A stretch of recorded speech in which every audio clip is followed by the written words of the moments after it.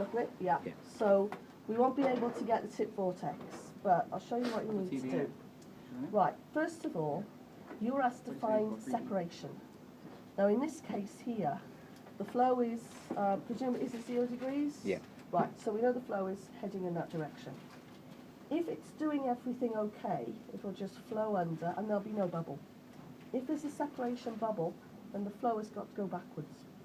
So the easiest thing is this: location, isosurface. Repeat. Right, now, isosurface, I'm going to look for the velocity in the u direction, but I'm going to see if there's any negative values. So, can you see 1370? In this case, nothing is going backwards. There's no separation on this one at all. Okay?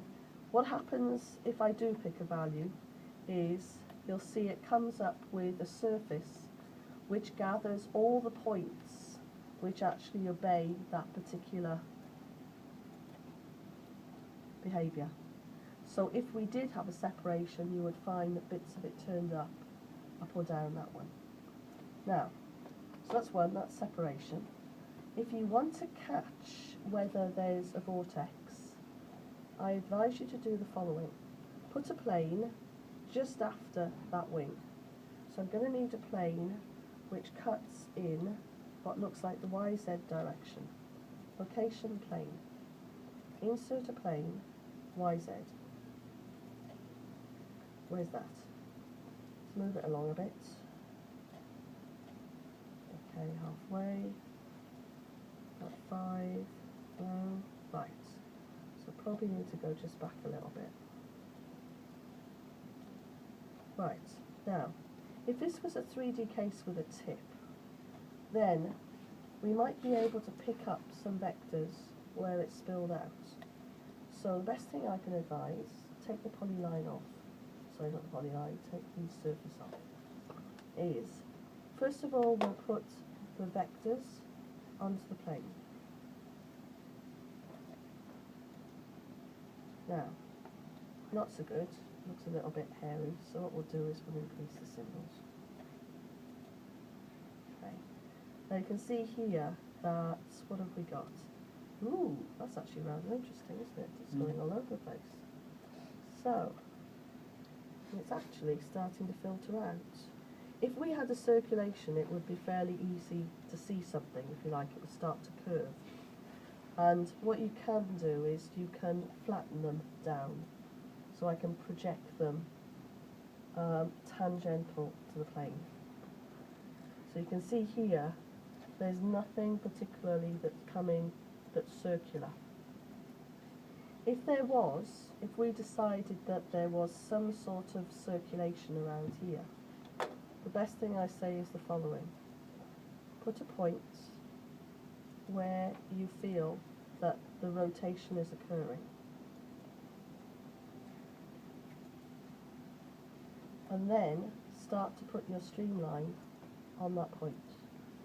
So what I'm saying is that the reason I'm trying to do this is the following. Okay. Now, if I go forward and back, streamlines are really nice, but if you say I'll have the streamlines from the inlets, you tend to find they just overwhelm you. If you can identify the point of interest, you can put one streamline on, and then what you can do is the following.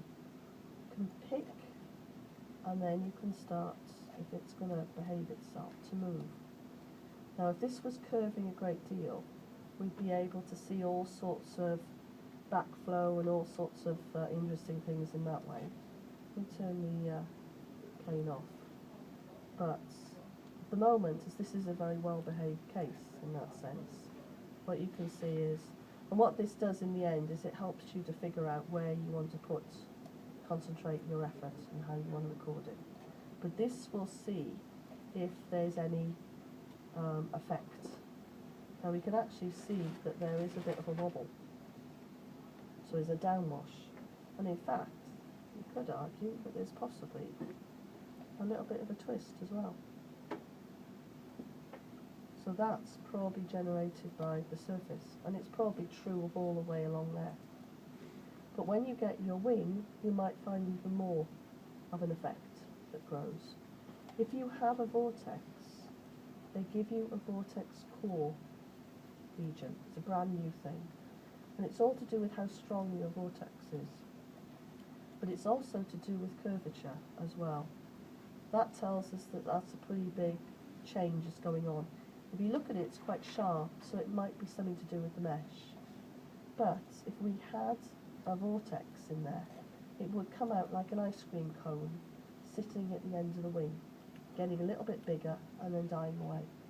So that's another way to pick up if there's a vortex there, is to try and work out the vortex core region.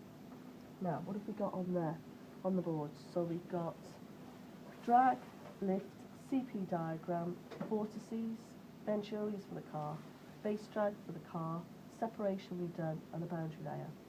Right, if you want to find your boundary layer, if you're interested in that, this one's easy, because I'll take the vortex core off and the vectors and the streamline and the point. Put a line in somewhere around here. So I'm just going to do a Y line. So that's going to be from there to there. And let's put it on, say, 0. Apply. Right, so let's move it a little bit along. Say 2, 2. Now, if I go back to my graph, then I can actually, where's my graph gone? Charts. Data series now becomes my line. Okay, I'm going to have to plot, go back. I'm going in this direction, so I need Y and back to the chart. So my chart is, let's see, X direction now becomes Y. What do I really want to display as I move away from my surface? In which direction? Well done, you two. Well done. So it's the velocity in the streamwise direction, which goes from 0 and builds up. So I want the u velocity, but I want it as a function of height, y.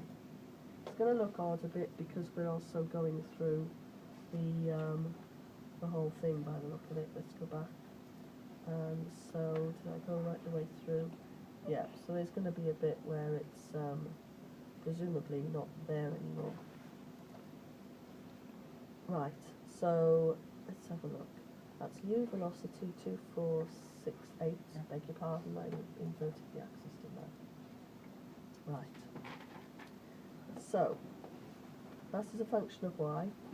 So that's my lower value and upper value. Okay, that's interesting. It didn't just disappear. Right. The other thing then I need to do is hybrid and hybrid. This is for the more advanced. That's better. Now, let me explain. Conservative is the cell centre. Hybrid is the points. So therefore, there should be a point on that surface there where the flow is 0, and a point there where it's 0. But the first cell off the surface would not be 0.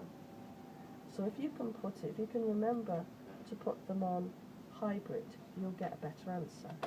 Now, it's not good there, so why is it not good? The answer is there's only 10 samples. Let's put it to 100. Now we're in business. Put it to 1,000. Right. This part here is inside my aerofoil. Thanks, aerofoil. What happens then is, as I go above that aerofoil, that is my speed. So it's really zoomed up, and then it's starting to calm down as we go further away, where nothing's happened, we influence the aerofoil. On the bottom surface, it's zoomed up, and then again, it's decreasing as we go further and further away, so that the effect of the aerofoil isn't felt. Now, that's literally a straight line. How would that be improved to a more log value? The answer is that we would have to improve the mesh more and more and more points in there, and that would give a little bit more of a curve. Don't try and do all of it. Just try and get the force and the CP. The rest of the flow stuff will get easier when you get the 3D. You can play with it more. Okay? So Any questions? So we should leave the boundary layer stuff to the 3D model, not do it in the 2D Yes. one. You can. I would say when you get a 3D one, that's the time to nip back and get a 2D one. Because You want to, So- then you can compare them. So you suggest like first we should